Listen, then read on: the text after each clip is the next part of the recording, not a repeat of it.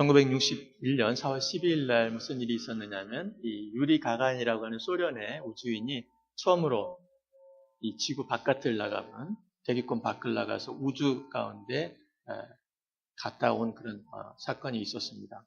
이 가가린이 우주를 갔다 온 다음에 이 미셸 트루니에라고 하는 불란서 문학 작가가 그 뒤로 오는 사람들한테 꼭 이런 재미있는 우화를 들려줬다고 합니다. 미셸 트루니에는 이 파리 근교에서 그 사제관에서 이렇게 혼자 살았어요. 그러면서 이제 오는 사람들한테 이 가가린에 대한 우화를 얘기를 했다고 그러는데요. 이 가가린이 우주에 나갔다가 이제 다시 들어와서 이 호르시초프라고 하는 그 당시 공산당 서기장을 만났답니다. 그래서 이 호르시초프가 늘 평소에 가졌던 의문을 이 가가린한테 물어봤어요. 어떻게 우주에 나가봤더니 하나님이 계시던가? 그랬더니 이 가가린이 말하기를 네, 하나님이 계시더군요. 그랬더니 호르시초프가 무릎을 탁 치더니 그럴 줄 알았다. 하나님 분명히 있는 줄 내가 알았지. 그렇지만 너가 나가서 절대 발설하지 마. 그러면 공산당이 무너진다. 무서운 호르시초프의 말. 근데 이제 가가린이 로마 교황청에 초청을 받았어요. 교황이 은밀하게 불러서 1대1로 만났어요. 교황이 또 물어봅니다. 가가린, 나한테 정직하게 얘기하게. 어떻게 우주에 나가봤더니 하나님이 계시던가? 그랬더니 가가린이 후르시초프의 무서운 얼굴이 딱 떠오른 거예요. 그 순간에. 이거 말 잘못했다가 자기 목이 날아갈 수가 있기 때문에 얼른 말을 어떻게 했냐면 하나님 안 계시던데요? 그랬더니 이 교황이 무릎을 탁 치면서 내 그럴 줄 알았다.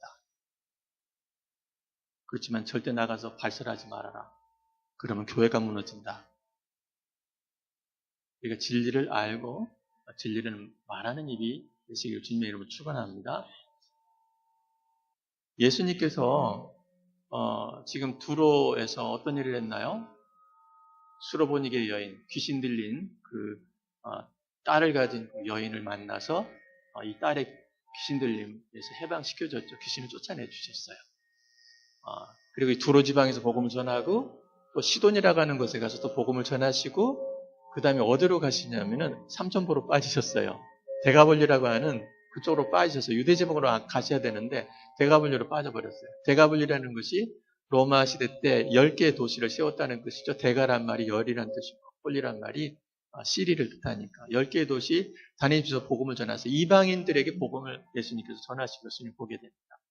그리고 나서 갈릴리 호수에서 배를 타고 유대 쪽으로 넘어오시려고 하는데 예수님이 오셨다고 하니까 사람들이 누구를 데리고 왔어요? 귀가 먹고 또 말을 더듬는 사람을 데리고 온 겁니다.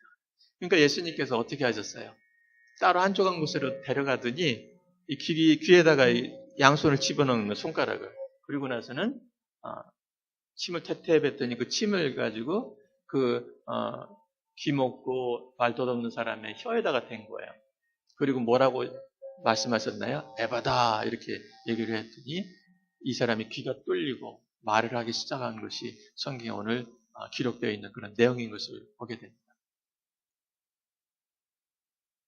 여기서 예수님께서 3, 4절에 한 말, 에바다라는 말은 히브리어가 아니고 바로 아람어입니다. 아람이란 나라는 지금의 시리아라는 나라지만은 그 언어가 예수님 그 전에 바벨론에 포로로 잡혀갔을 때부터 저들이 아람어에 접하기 시작했고 돌아와서도 아람어가 계속 쓰여지게 되고 예수님 당시에도 일반 서민들은 다 아람어를 썼어요. 히브리어를 쓰는 사람들은 남유다 그 유다 지방에 있는 예루살렘 그쪽에 그런 제사장들이라든지 서기관들이라든지 이런 바리새인들 이런 사람들만 써 일반 서민들은 모두 다 이 아람어를 썼어요. 그래서 이 일반 서민들이 보통 사람들이 알아들을 수 있는 말 에바다 열리라는 말을 하실 때에 귀가 열리고 입이 열려서 듣고 말하기 시작한 것을 보게 됩니다. 그런데 우리가 한 가지 의문이 드는 것은 예수님 앞에 서 있는 귀 먹고 말도 없는 사람 앞에서 탄식을 하세요. 아니 뭐 탄식할 이유 없잖아요. 그냥 고치면 되잖아요. 귀 먹고 말도 없는 사람 고치면 되잖아. 근데 왜 탄식을 하셨을까요? 바로 이 귀먹고 말없는 사람을 통해서 이스라엘 백성이 겹쳐져 보이는 거예요. 예수님이 제자들이 겹쳐 보이는 거예요. 이스라엘 사람들은 어떤 사람들이에요? 하나님에서 선택받았어요. 그 많은 나라 가운데 이스라엘 사람들을 선택하셨어요. 그래서 제사장 나라를 만들어주고 하나님에 대해서 증거할 수 있도록 만들어줬는데 하나님의 말씀을 듣는 귀도 없고 하나님께서 주신 그 말씀, 은혜를 깨닫고 하나님에 대해서 증거하는 말을 하지 않는 귀 먹고 말 못하는 백성이 된 그 이스라엘 백성들의 모습이 겹쳐지니까 탄식을 하신 거예요. 또 제자들이 또 겹쳐 보이는 겁니다. 제자들 예수님을 3년 동안 따라다녔지만 예수님이 무슨 말을 하는지 깨닫지도 못하고요. 또 예수님이 이 땅에 오신 사명조차도 깨닫지 못하고요. 얼마나 답답하셨겠어요. 여러분들이 기억할 것은 우리가 내가 이렇게 말한다고 그래가지고 사람들이 100% 내 말 알아들으라고 하면 큰 오산입니다. 뻔히 눈 뜨고 쳐다보고 이렇게 보고 듣잖아요. 그러면 100% 말이 가야 되잖아요. 언어학자들이 조사한 바에 의하면은 내가 보통 말을 하면은 4마디 하면은 1마디만 알아듣는데요. 통계가 나온 거 보면 26%만 그 말이 전달이 된다면 나머지 거의 74%는 전혀 분명히 대놓고 말을 했는데 언제 그런 말 했어? 이렇게 엉뚱하게 사람 속이 그냥 뒤집어지죠. 예, 분명히 말했는데 끄떡거려 놓고 대답까지 해놓고 언제 그랬어? 이게 왜냐하면 사람은 생각이 있기 때문에 자기 생각에 의해서 안 맞으면 안 받아들여요. 자기 듣고 싶은 말만 들어요. 그리고 자기가 원하는 해석을 해버려요. 그러니까 엉뚱하게 말이 나오는 거예요. 그래서 이 예수님께서는 그렇게 무수하게 진리의 말씀을 했지만 진리를 듣는 귀가 꽉 막혀 있고 깨닫지도 못하고 진리의 말씀을 못하는 벙어리 같은 그들을 보면서 탄식을 하신 것을 보게 됩니다. 여러분, 교회는 어떤가요? 우리 교회라고 해서 다를 것이 하나도 없죠. 오늘도 진리의 말씀이 선포되고 매주마다 진리의 말씀이 선포되지만 그 진리에 대해서 귀를 닫고 있는 사람들, 그리고 입술을 열어서 깨달을 은혜의 말씀들을 또 주님이 당부한 복음을 전해야 될 사람들이 엉뚱한 소리를 해야 되는 그 사람들. 참 놀라운 것은 예수님께서 마가복음 1장 23절에 보게 되면 해당에서 더러운 귀신 들린 사람, 그 사람을 쫓아내는 광경이 나와요. 해당이라고 그러면 요즘 말하면 어딘가요? 교회라고 하면 이게 문제가 생깁니다. 교회 당입니다. 건물. 네. 교회라고 그러면 우리 예수 믿는 사람들, 내 안에 성령님이 들어온 사람들이 그리스도의 몸에 붙어있는 그 지체들이 교회거든요. 그래서 이게 여러분들이 교회당 안에도 성령이 내 안에 없는 사람들도 있다는 거예요. 그게 큰 문제죠. 성령이 내 안에 있는 사람들은 귀가 열리고 말을 하게 되지만 닫혀있는 사람들은 듣지를 못해요. 그러니까 나와는 있지만은 진리에 대한 깨달음도 없고 진리를 말도 하지 않아요. 그래서 만약 그런 사람들 오늘 예수님께서 말씀하신 에바다, 그 말에 귀가 열리고 입이 열려서 진리를 듣고 진리를 말할 수 있는 하나님의 은혜와 축복을 받는 인생이 되기를 주님의 이름으로 축원합니다. 따라합시다. 에바다의 삶을 귀가 열리는 삶이다. 33절에 보면 그 사람을 따로 데리고 한적한 곳으로 데리고 갑니다. 무리를 떠나서. 왜 그렇게 하셨을까요? 주님께서는 1대1로 우리를 만나기를 원하세요. 여러분들이 말씀을 읽을 때도 그렇고 기도를 할 때도 그렇고 항상 1대1로 만나세요. 말씀을 읽을 때 항상 가르치는 사람들, 설교하는 사람들의 문제가 뭐냐면 자꾸 이것을 남한테 주려고만 생각을 해요. 자기 자신한테 적용을 안 하려고 그래요. 우리가 하나님 말씀을 대할 때는 꼭 나한테 적용하려는 말씀으로. 먼저 내가 은혜를 받아야 남들한테 은혜를 끼칠 수 있지 않겠습니까? 남한테 전하는 건 그 다음 문제입니다. 내가 그 말씀 앞에서 내가 변화되고 바뀌고 그 다음에 말이 나갈 때 은혜를 끼칠 수가 있는데, 그래서 주님은 따로 데리고 가는 거예요. 주님만 바라보게 만드는 거예요. 주님께만 집중하게 만드는 거예요. 주님의 음성을 듣도록 만드는 거예요. 다른 소리는 못 듣게 하는 거예요. 무리를 떠나사 따로 데리고. 예수님도 늘 하루를 시작하기 전에 어떻게 했다고요? 새벽 미명에, 새벽 아직 밝기 전에 마가복음 2장 35절에 보면 꼭 한 적은 것을 가져서 하나님과 1대1로 만난 것을 보게 됩니다. 여러분들이 꼭 하루를 시작하기 전에 하나님과 1대1로 만나는 시간이 꼭 있어야 돼요. 하나님의 음성을 들으시고 하나님께 나의 부족함을 아뢰시고 그분의 은혜와 능력을 내가 받아서 하루를 살 때 승리할 수 있는 삶을 살 수 있는 거예요. 마지막 승리는 하루하루 승리하는 사람들의 것이에요. 하나님 은혜를 입은 자들만이 그 삶을 살게 될 줄 믿습니다. 예수님께서 33절에 보게 되면 뭐라 손가락을 그의 양귀에 넣었다고 그랬죠. 지금 예수님이 보실 때는 이 사람의 귀가 온전하지 않아요. 회복시켜줘야 돼요. 이 귀, 듣는 그 귀를 뚫어서 만들어주시는 거예요. 그래서 하나님의 그런 말씀은요, 회복시키는 능력이 있습니다. 그 귀를 하나님께서 온전하게 회복시켜줘서 그런 말씀을 듣게 만드는 것을 보게 되죠. 그래서 하나님의 말씀은 여러분도 온전하게 회복시켜줄 뿐만 아니라 회복되었다는 증거는 뭐예요? 바로 이 말씀이 들려올 때 내가 회복됐구나. 네, 그것을 우리는 깨달아 알 수가 있습니다. 에바다.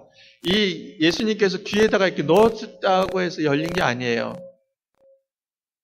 바로 주님께서 에바다라는 열리라는 그 말씀이 주어질 때 귀가 열렸다고 35절에서 얘기를 하고 있습니다. 하나님 말씀에 능력이 있다는 것을 잊지 마시기 바랍니다.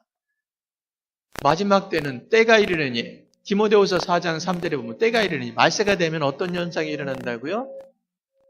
디모데후서 4장 4절에 보면 그 길을 진리에서도 이렇게 허탄한 이야기를 따른다고 성경은 얘기를 하고 있어요. 여러분들도 어떤 얘기에 귀가 또 솔깃합니까?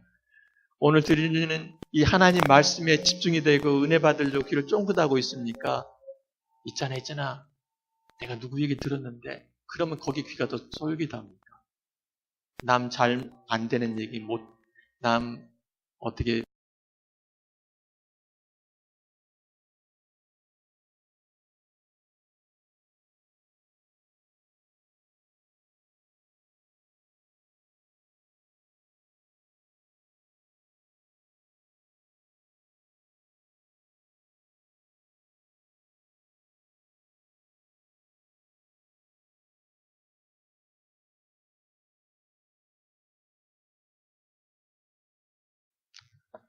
우리에게 인내를 얘기하시면서 농부의 인내를 얘기를 하세요. 열매를 바라보고 농부는 기다리고 인내한다는 거예요. 여러분 이스라엘은 농사 짓는 게 그래요. 여름에는 비 한 방울 거의 오지 않습니다. 대지가 바짝 말라 있어요. 꼭 죽음의 땅 같아요. 그런데 농부는 열매를 왜 기다리는 자? 바로 이른비 때문에 기다려요.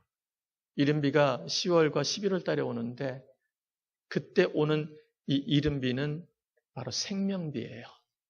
대지를 살리는 생명비예요. 거기에 씨가 심겨지게 될 때 싹이 나는 거예요. 겨울 동안 자라는 거예요. 그리고 농부는 또다시 늦은 비를 기다려요. 결실이 일어나기 전 3월 달, 4월 달에 늦은 비가 또 와요. 이것 때문에 열매가 곡식이 열리게 되는 거예요. 맺어지게 되는 거예요. 농부는 현실을 보면 비도 안 오고 너무 힘들지만 이른 비를 기다리고 늦은 비를 기다려서 열매가 확실히 열릴 것을 씨를 뿌릴 때 그 믿음을 가지고 그 여러 가지 험난한 그런 상황과 환경들을 이겨내고 마침내 열매를 얻는다는 거예요. 여러분들도 마찬가지입니다. 내 신앙을 보면 한심하고 주변 환경을 보면 내가 이걸 이겨낼까 생각한 그런 마음이 들 때가 많지만 우리가 그걸 다 이겨내고 극복하는 이유는 뭘까요? 그 이유는 바로 주님이 오시는 날이 가까우기 때문에 그래요. 인내라는 건 다른 게 아니에요. 인내가 바로 우리의 신앙을 굳게 마음속에서 지켜주는 게 인내예요. 인내가 없이는 여러분 신앙 다 까먹게 되어 있습니다. 신앙이라고 하는 것은, 신앙의 열매라는 것은 하루쯤에 맺어지는 것이 아니에요. 많은 어려움과 고난과 시련을 통해서, 시험을 통해서 비로소 성화되고 신앙인의 인격을 가지게 되고 예수님을 닮아가기 때문에 주님 오실 그때가 기대예요. 그때까지는 마음을 굳건하게 잡으셔야 돼요. 신앙을 잘 지켜야 돼요. 인내로. 따라합시다. 주님 오실 때까지 사랑 가운데 서로 용납하며 인내하자.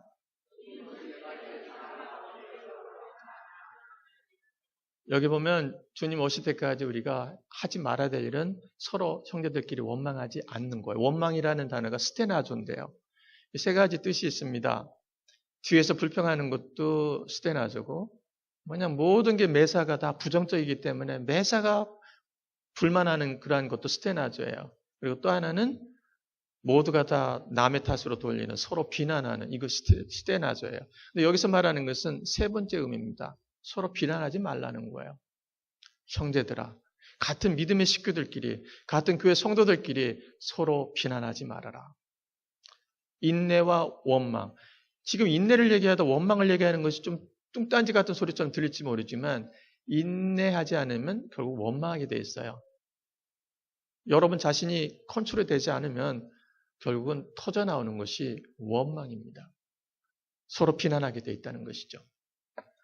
여러분들의 눈이 마태복음 7장 3절의 말씀처럼 산상수훈 가운데 나오는 말씀처럼 내 눈에 있는 들보는 보지 못하고 정말 이 지붕을 가려지는 그런 큰 나무 같은 그런 큰 들보를 보지 못하고 형제의 눈 속에 있는 티를 잡아내는 눈을 가졌다면 이 교회는 계속 싸우고 계속 불화할 수밖에 없는 그런 교회가 될 수밖에 없어요.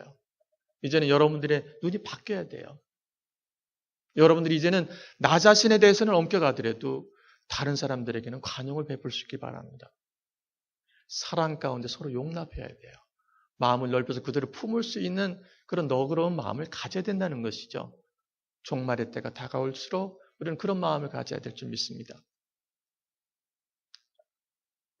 에베소 4장 2절 말씀이 그 말씀입니다. 오래 참음으로 사랑 가운데 서로 용납하고 또 이 4장 3절에 가면 뭐라고 말합니까? 평안에 매는 줄로 성령이 하나 되게 하신 것을 힘써 지키라. 성령이 정말 하나 되게 하려고 얼마나 애를 써서 이렇게 하나 되게 했는데 우리가 말로서 우리가 화냄으로써 썩냄으로써 서로 비난함으로써 이 하나 된 것은 무너뜨려서는 안 된다는 거예요. 그러려면 우리가 사랑 가운데 서로 용납할 줄 알아야 돼. 서로의 허물만 보는 것이 아니라 허물을 보지 마시고 그들의 장점을 보세요.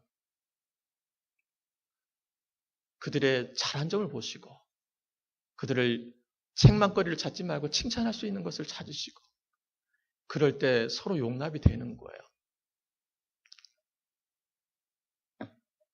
또 무서운 말씀을 하죠. 9절에 보면 뭐라고 그래요? 원망하지 말라. 그리하여야 심판을 면하리라. 그렇게 말하고 있습니다. 원망하는 자는 심판을 받게 된다는 것이 무서운 성경의 말씀이에요. 서로 비난하게 되면 심판을 받게 된다고 성경은 얘기를 하고 있어요. 지금 문 밖에 심판주가 있는데 어떻게 여러분들이 하나님을 믿지 못하는 그런 모습을 보이는 것이 바로 서로 비난하는 거예요. 심판주가 문 밖에 서 있어서 곧 들이닥칠 터인데 우리가 서로 비난하고 서로 불평하고 원망하고 하나 된 것을 깨트리고 있다면 그때 주님이 오신다면 그것처럼 창피하고 부끄러운 것이 어디 있습니까? 우리는 주님이 오실 때 상급을 받는 그런 대상들이 돼야 돼. 심판을 받는 대상이 되지 않기를 주님으로 축원합니다. 원망하면 안 돼요. 심판을 받게 돼 있어요. 그래서 여러분들이 이 말씀을 잘 기억하시고 우리 사랑 가운데 서로 그리스도의 사랑 가운데 서로 덮어주고 서로 용납하는 그런 우리 성도님들이 다 되기를 주님으로 축원합니다. 세 번째 따라합시다. 주님 오실 때까지 고난 중에도 주님의 자비와 긍휼을 의지하며 인내하자.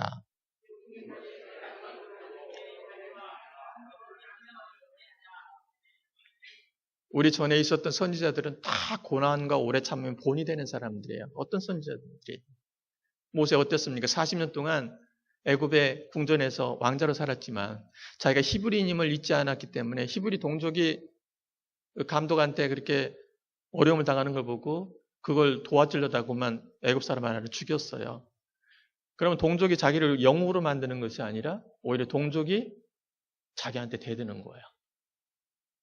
자기 생각은 전혀 다르죠. 그래가지고 자기 목숨 살려고 광야로 내빼버리고 맙니다. 그리고서 40년이라는 시간을 보냅니다. 어떻게 보면 호송세월처럼 보이죠. 그렇지만 하나님께서 그 40년 동안 오래오래 참게 만들고 그리고 나중에 80세가 됐을 때에 하나님께 쓰시는 모세 위대한 종이 되었던 것을 보게 됩니다. 오래 참음의 본, 양치면서 정말 너무 기가 막히죠. 그 왕자였던 신분에서 정말 자기가 아무것도 아닌 존재로 전락되어 있는 그 모습. 하나님은 철저히 의지하게 만들게 하고 다시 쓰시는 하나님의 위대함을 우리는 볼 수 있습니다. 예레미야는 좀 축복의 말씀을 하나님께 전하면 얼마나 대접받고 좋았겠어요. 그런데 예레미야를 통해서 하나님께서는 심판의 말만 자꾸 전하게 만드는 거예요. 그러니까 거짓 선지자들은 자꾸 괜찮다, 축복을 얘기하는데 예레미야 선지자는 자꾸 저주와 그런 심판의 말을 하니까 미움을 샀습니다. 그래가지고 나중에 어떻게 돼요? 토굴 속에 막 갇히게 되고 그런 거예요. 그렇지만 이 예레미야가 인내할 수 있었던 것은 뭘까요? 하나님의 말씀대로 모든 것이 된다는 걸 알기 때문에 그는 인내할 수 있었던 것을 보게 됩니다. 결말을 알기 때문에 인내할 수 있는 거예요. 우리들도 우리의 결말이 어떻게 된다는 걸 잘 알잖아요. 여러분도 이 땅에서 살면서 가장 두려운 게 뭐예요? 죽을까 봐가 그게 잘 두렵잖아요. 결국 두려움의 원인을 다 헤집고 들어가면 죽을까 봐예요. 근데 우리 믿는 사람들은 그게 해결됐잖아요. 죽으면 천국, 살아있으면 우리가 하나님의 자녀로서 이 땅에서 하나님의 일을 열심히 하고 복음 전하다가 정말 주님 닮은 모습 사는 거기 목표가 있는 거예요. 살려두면 아직도 하나님께서 나를 통해서 하실 일이 남았나 보다. 오라 그러면 할렐루야 감사합니다 하고 가면 되는 거고. 그래서 우리 예수 믿는 사람들, 예수 잘 믿는 사람들은 그 누구도 이 세상에 당해낼 수가 없어요. 선지자들이 결말을 알기 때문에 그 어렵고 힘든 상황 속에서도 인내로 잘 견뎌나갈 수 있었던 것을 보게 됩니다. 저들이 뭐 때문에 이런 어려움을 겪었습니까? 주님의 말씀을 전하다가 이런 어려움을 겪게 됩니다. 그렇지만 주님의 말씀은 반드시 아름다운 결말을 맺는다는 걸 알기 때문에 그대로 이루어진다는 걸 알기 때문에 그들에게는 놀라운 상급이 주어지게 되는 줄 믿으시기 바랍니다. 그런데 많은 선지자들이 있었고 많은 믿음의 선배들이 있었는데 인내를 얘기하면서 가장 한 사람만 딱 선택해가지고 말하는데 욥을 얘기를 하고 있어요. 욥의 인내를 얘기를 하고 있어요. 그러니까 성경을 보면 진짜 욥처럼 그런 끔찍한 재앙을 당한 사람들이 거의 없죠. 예, 욥은 어땠어요? 생떼 같은 자식들이 다 죽었어요. 10명이나 다 죽었어요. 그리고 재산들 다 강도들이 다 뺏겼어요. 예, 종들도 다 죽임당했어요. 또 자기 아내도 하나님 저주하라 그러면서 자기 곁을 떠났어요. 자기 몸에 만신창이가 됐어요. 여러분 이 중에 하나만 걸린다 하더라도 다행장에 하나님이 어디냐고 이럴 수 있는 분들이 많아요. 아닌 것처럼 하고 다 이렇게 시집이 뚝 떼고 앉아있지만 그런 사람 많아요. 그렇지만 우리가 그런 상황이 됐을 때 우리는 욥의 인내를 배우라는 거예요. 그래서 성경 우리들에게 욥을 얘기를 하고 있는 거예요. 욥이 왜 이것을 견뎌낼 수 있을까요? 하나님은 선하신 하나님인 걸 믿어요. 무슨 상황 속인지 자기는 전혀 몰라요. 하나님이 지금 마귀가 시비를 걸어오죠. 욥이 왜 신앙 좋은 줄 아세요? 축복받는 만한 조건이 있으니까 하나님 섬기는 거지 그 조건 다 제하면 당장에 하나님 없다고 그러고 하나님을 저주할 거예요. 하나님은 욥을 믿었어요. 욥은 절대 그런 사람 아니다. 환경이 달라지고 그에게 주어졌던 축복의 조건이 다 사라져도 절대 배신할 사람이 아니야. 욥은 그렇게 했어요. 왜? 내가 믿는 하나님은 그런 하나님이 아니는 걸 알기 때문에. 결말을 알잖아요. 결말은 어땠어요? 갑절에 축복이 오잖아요. 하나님께서 나를 구원할 때는요. 착한 일을 이미 시작하신 거예요. 그러면 그분은 주님이 오신 날까지 다 이루게 될 줄 믿으시기 바랍니다. 우리를요. 천국에 들어가면 정말 예수님 많이 닮은 사람으로 하나님 나라 가면 상급 많이 받을 사람으로 이 땅에 있는 기간 동안 하나님께서 작업을 하세요. 하나님께서 역사를 하세요. 하나님께서 여러분들께 만들어 가세요. 그래서 하나님이 시작한 일, 예수님의 날까지 선한 결말이 있다는 걸 조금 더 믿어 의심치 않는다면 여러분들이 현재 당한 고난들을, 어려움들을 여러분들이 믿음으로 잘 극복해낼 줄 믿으시기 바랍니다. 여러분들의 아내들의 눈으로 보면 남편들은 다 철이 없죠? 아닌가 보네. 다 철들이 뒀나 보네요.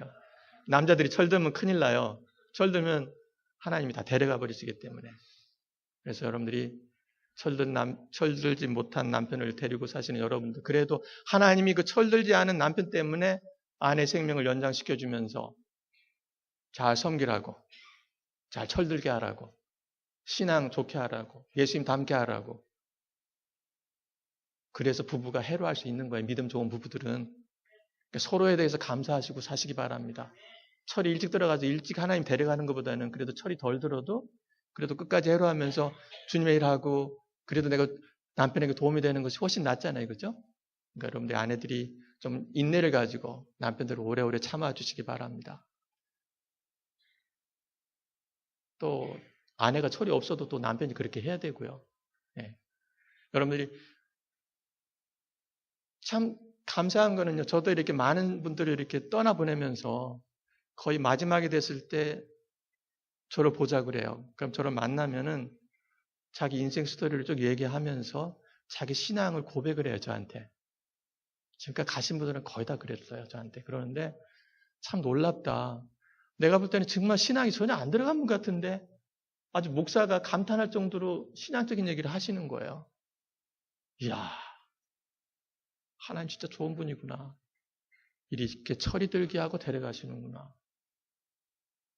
그래서 여러분들은 소망이 있는 거예요. 그래서 정말 철들지 못하신 분들 옆에서 보시면 그래서 감사하시고 여러분들이 그들을 위해서 기도해 주시면 분명히 저들이 주님이 데려가시기 전에 철들어서 데려가게 아주 믿으시고 우리 서로를 그렇게 좀 격려하고 위로하고 서로에게 힘이 되는 그런 성도님 되기를 주님으로 축원합니다. 그래서 여기 보면 뭐라고 얘기를 합니까? 주는 자비하시고 긍휼히 여기시는 이시니라. 왜 이런 일이 일어납니까? 우리가 볼 때는 복받을 만한 구석이 없거든요. 하나님한테 저주를 받아도 하루에도 수십 번 받아야 될 우리들인데 웬 은혜인가 왜 축복을 우리에게 주냐는 거예요. 그게 다 은혜거든요. 받을 자격이 없는데 왜 주시느냐는 거죠. 그 이유는 딱 한 가지예요. 주님이 자비하시고 긍휼을 베푸시는 분이기 때문에 그래요. 하나님의 긍휼과 자비 때문에 우리가 살아남아 있는 거예요. 예레미야가 3장 22절에 보면 뭐라고 그래서 여호와의 자비와 긍휼하심이 무궁하심으로 어떻게 해요? 우리가 진멸되지 아니하나이다. 우리가 왜 멸망되지 않는 줄 아세요? 하나님의 자비, 긍휼하심. 하나님이 우리를 불쌍히 여겨주시고 하나님이 사랑의 마음으로 우리를 도와주시기 때문에 우리가 살아남아 있고 우리가 매일매일 조금씩 주님 닮은 모습으로 바뀌어가는 것은 거기에 이유가 있는 줄 믿으시기 바랍니다. 하나님이 자비하시고 하나님이 긍휼하시기 때문에 우리가 살아남아 있고 우리가 바뀌어가고 주님 닮은 모습으로 변화되는 것은 거기에 이유가 있는 거예요. 우리가 잘나서가 아니에요. 그래서 성경 우리들에게 뭐라고 말합니까? 하나님 앞에서 잠잠하고 참고 기다리라. 하나님 못 참겠어요. 내가 저 인간 내가 이러지 마시고 하나님 앞에서 너 잠잠해. 참고 기다려. 그건 내가 알아서 할 문제다. 너는 참고 기다려라. 그리고 성경은 뭐라고 말합니까? 시편 30편 8절에 뭐라고 말합니까? 분을 그치고 노를 버리며 불평하지 말라. 우리는 내가 분내는 건 의분이라고 얘기를 해요. 의분. 정말 그럴까요? 의분은 하나님만이 내실 수 있어요. 우리 인간은 죄성을 가졌기 때문에 어떤 분노든지 품으면 죄성이 그걸 변질시켜버리게 만듭니다. 분을 우리는 품으면 안 돼요. 우리는 죄성이 있기 때문에 이 분한 감정은 내추럴한 감정이지만 이걸 품으면 이것이 나를 죽이고 남도 죽여버려요. 성경에 보면 출애굽기 20장 13절에 뭐라고 그래요? 살인하지 말라. 십계명 가운데 하나 나오는 겁니다. 근데 예수님은 이걸 다시 해석해 주시죠. 산상수훈 가운데 보면 마태복음 5장 21절에 보면 옛사람에게 말씀하시면 뭐라고요? 살인하지 말라. 누구든지 살인하는 자는 심판을 받게 되리라는 것을 너희가 들었노니 나는 너에게 이르노니 뭐라고 얘기를 해요? 형제에게 노하는 자마다 심판을 받게 되리니 형제에게 노하는 자마다 심판을 받게 되리니 여러분들이 분을 품는 순간 그것이 미움으로 변질되고 증오로 바뀌게 되고 복수심으로 바뀌게 돼요. 결국 여러분들이 총하고 칼만 안 들었지 만약 죽일 수 있는 것이 합법적으로 된다면 살인할 사람들이 저와 여러분들입니다. 옛날 유럽에는 또 미국에도 옛날에 결투법이라는 게 있었어요. 서로 싸우다가 한번 해볼까? 이러면 서로 이제 사인을 하면 돼요. 서로 누가 죽더라도 절대로 그거에 대한 책임을 묻지 않겠다. 다 사인하고 그 다음에 칼을 들고 막 싸워가지고 한 사람을 죽여버려도 절대로 감옥에 안 가요. 만약 지금의 결투법을 허용한다면 여기서 서로 죽이고 죽일 사람은 한둘이 아닐 것입니다. 그렇기 때문에 이 노하는 것이 결국은 살인인 거예요. 예수님이 그 말씀을 하는 거예요. 형제에 대해서 노하는 자는 심판을 받으리라. 형제 보고 나가라 하는 자는, 나가라 하는 말은 아람어예요. 예수님이 갈릴 사람이기 때문에 갈릴 지방은 거의 아람어를 썼어요. 이 예루살렘 쪽은 히브리어를 썼지만 나가라는 것은 그게 의성어예요. 소리에서 나온 건데 뭐냐면은 이 가래가 있으면 가래를 뱉어야 되잖아요. 이 가래가 잘 안 나오니까 가래를 막 이렇게 끌어올리는 소리가 이게 라가예요. 아카 이렇게 이 소리를 하는 거예요. 그러니까 라가란 말은 emptyhead, 머리가 텅 빈 바보 같은 놈. 그러면 어떻게 된다고요? 공회에 끌려가고 재판을 받게 되고 또 형제 보고 미련한 놈이라 하면 어떻게 해요? 지옥불에 들어간다고 그랬어요. 우리가 형제에 대해서 노하고 서로 원망하면 안 되는 이유가 거기에 있는 거예요. 주님이 그렇게 말씀하셨어요. 그래서 여러분들이 오래오래 인내하고 하나님의 날, 주님이 다시 오는 그날을 소망하면서 기다리는 자들은요, 이 땅에서도 하나님이 주시는 축복을 누리게 되고 천국이 우리의 것이 됨을 믿으시기 바랍니다. 여러분들 인내할 이유가 충분히 됐죠? 참때 언제까지 참으라고요? 주님 오실 때까지. 그리고 서로 원망하지 마세요. 서로 비난하지 마세요. 우리는 서로 내가 잘못해서 내 탓입니다. 그것이 하나님을 기쁘게 해드리고 그것이 여러분들을 주님과 함께 만드는 주님이 기뻐하는 일인 것을 기억하시고 우리 주님 오실 때까지 오래 참으십시다. 그리고 사랑 가운데 서로 용납하십시다.